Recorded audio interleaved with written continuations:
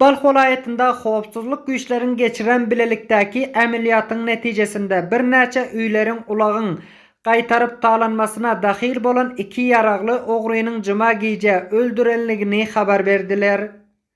Bu adamlar Çahy uluswalygyň Hayatan obasynda Nuretdin ogly 55 ýaşly Murat Qara, Quly ogly 40 ýaşly Abdulahad diýip tanyldy. Bu ogrular öňki giýjesi saat 8 töwereginde Çahy Şordöpe uluswalyklarynyň arasynda gatnaw ýolunda bir ulagy saklap onuň bar zatlaryny ogrulapdyrlar. Bu wakyanyň habar alynandan soň Çahy Şordöpe uluswalyklarynyň howpsuzlyk güýçleri bu iki uluswalygyň aňgyty işgärleri hadisa ýerine ograpdyr.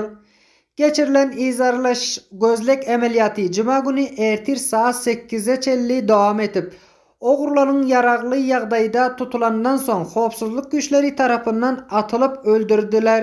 Howpsuzlyk güýçleriniň aýtmagyna görä, olaryň elinde uly mukdar ogurlanan zatlar 4 sany keleşin köp tüpeňi tapylypdyr. Bu tüpeňleriň 2 sany ogurluk wagtynda yerli howpsuzlyk tarapyndan basylyp alynanlygyny aýtýarlar. Bu ogurlar mundan ozal hem köp mukdar halkyň pulyny, malyny, haritlaryny basyp alypdyrlar. 2 yerli howpsuzlyklaryň birini hem öldürip, birini hem agyr ýaralapdyr. Jyma geceki ogurluk üçin saklanan ulaglaryndaky 2 peştun talybyň barlygy we olaryň yaraglaryny alyp göberenliklerini aýtýarlar.